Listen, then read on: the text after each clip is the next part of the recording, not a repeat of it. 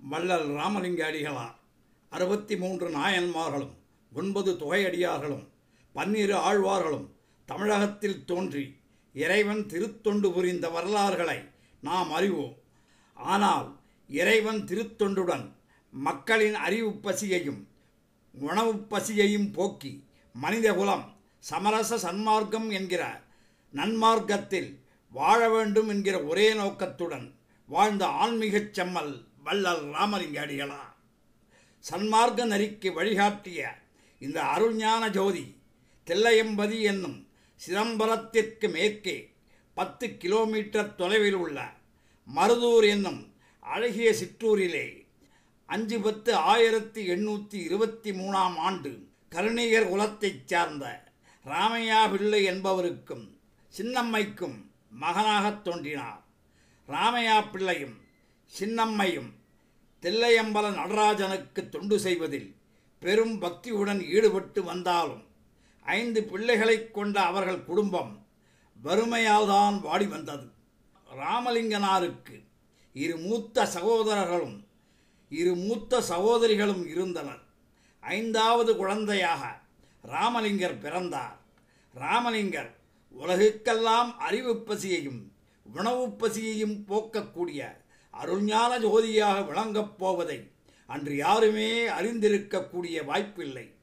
ஆனாலும் குழந்தை ராமலிங்கரின் ஒளிபுரந்திய கண்களையும் சிரித்த முகத்தையும் பார்த்த ஆன்றோர்களும் சான்றோர்களும் இக்குழந்தை வருங்காலத்தில் உலகத்தார் போற்றும் பெருஞான ஜோதியாக விளங்கப் போகிறார் என்று பெருமையுடன் கூறிச் சென்றனர். இளம் வயதில் தந்தையை இழந்த ராமலிங்கரின் குடும்பம் தாயின் பிறந்த வீட்டுக்கு சென்று பின் வடசென்னை 7 கிணறு பகுதியில் குடியேறியது. குடும்ப பொறுப்பை அண்ணன் சபாபதி கவனித்து வந்தார். தமிழில் தேர்ச்சி பெற்று ஆசிரியராக இருந்த இவர் புராண சொற்பொழிவுகளும் செய்து வந்தார். தம்பி ராமலிங்கத்திற்கும் தமிழை போதித்து வந்தார்.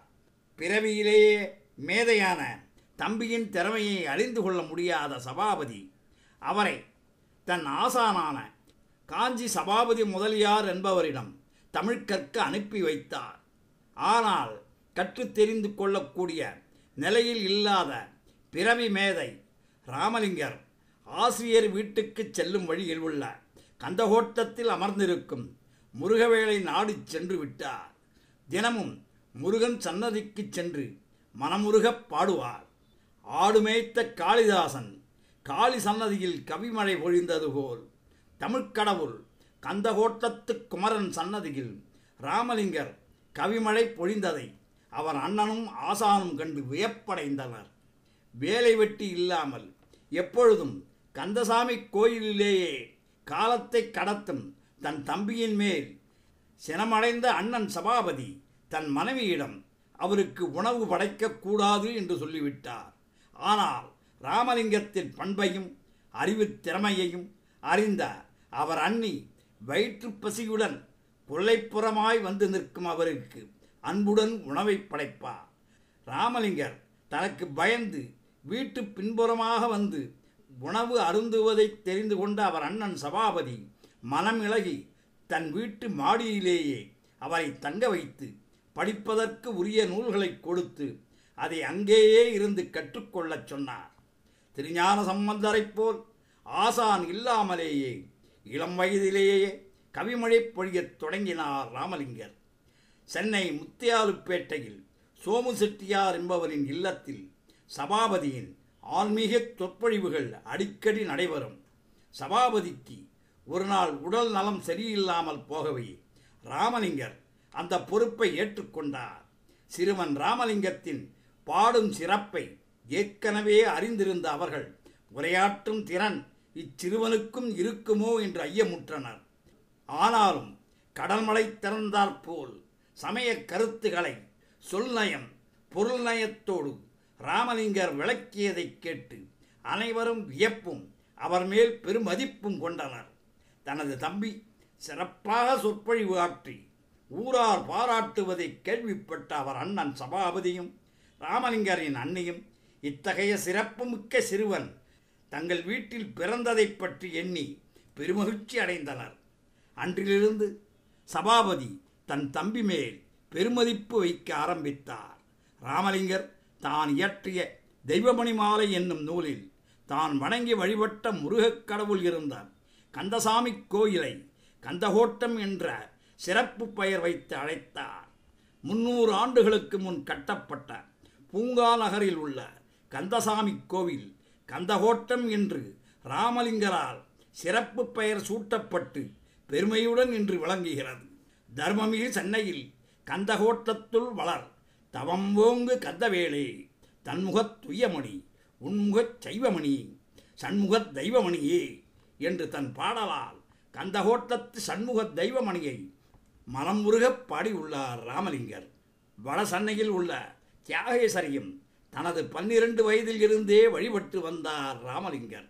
சுமார் 23 வருட காலம் திருவொற்றியூர் தியாகேசரையும் வடிவுடை அம்மனையும் ராமலிங்கர் தன் இனிய பாடல்களால் துதித்து வழிபட்டு வந்தார்.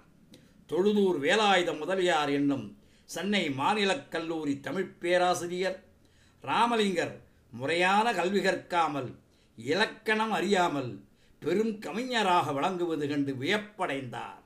அவரை சோதிக்க எண்ணி தான் எழுதிய 100 பாடல்களை அவரிடம் சங்ககால பாடல்கள் என்று சொல்லிக் கொடுத்தார் முதலியார்.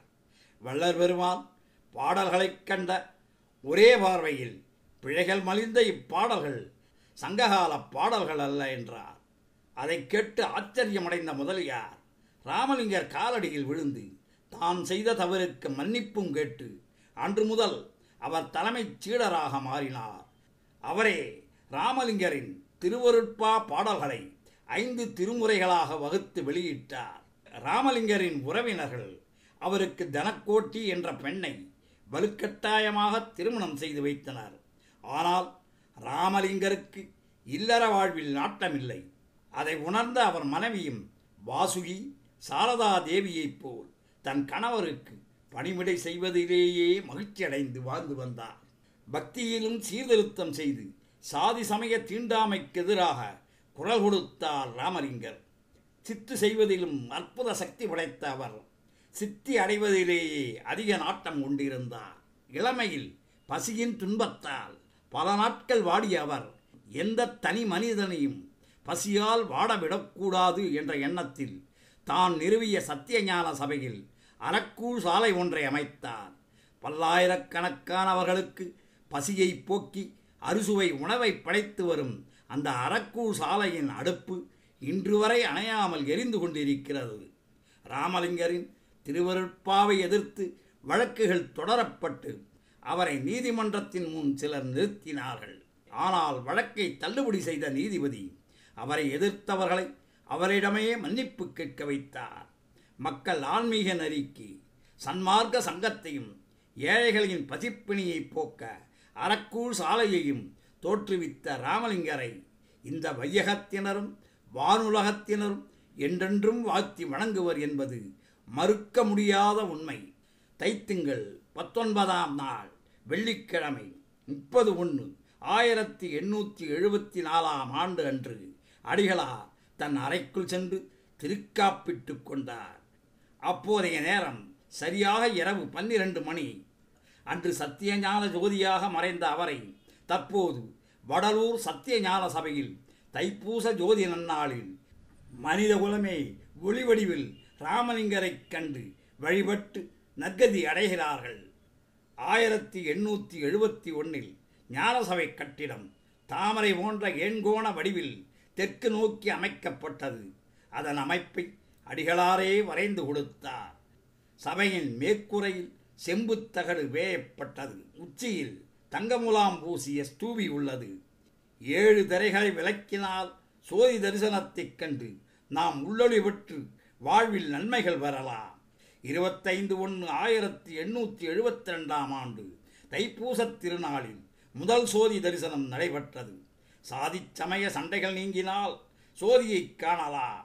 பொய்யை ஒழித்து புறப்படுங்கள், ஐயனை காணலாம். குருவே சரணம், ஐயனே சரணம். நன்றி, வணக்கம்.